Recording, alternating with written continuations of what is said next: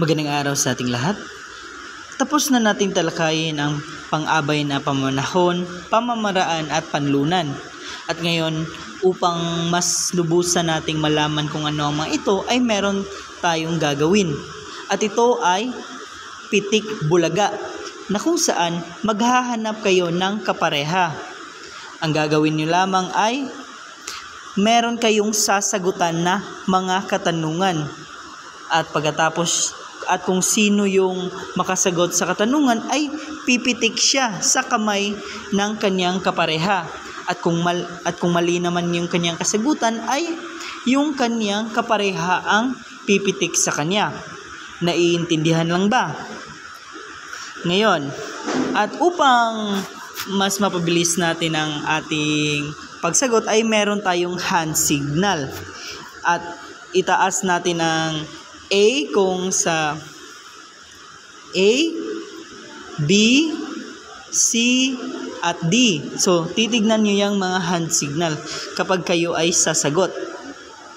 Handa na ba ang lahat? Katanungan 1. Pang-abay na nagsasaad kung kailan ginaganap o gaganapin ang sinasabi ng pandiwa. A. Pamamaraan. B. Panlunan. C. Pamanahon. D. Wala sa nabanggit. Pitik bulaga. Hand signal. Ang tamang sagot ay A. Pamamanahon. Ngayon, dadako tayo sa pangalawang katanungan.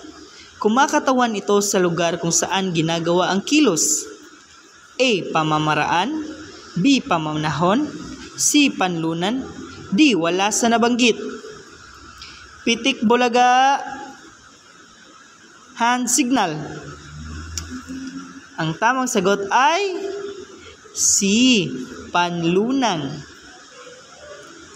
Ngayon, idadako tayo sa ating pangatlong katanungan.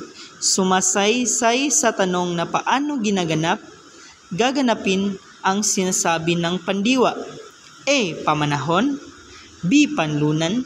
C. Pamamaraan. D. Wala sa nabanggit. Pitik bulaga. Ang tamang sagot ay C. Pamamaraan. Tapos na natin gawin ang ating aktibidad ngayon. At sana naman ay meron kayong natutunan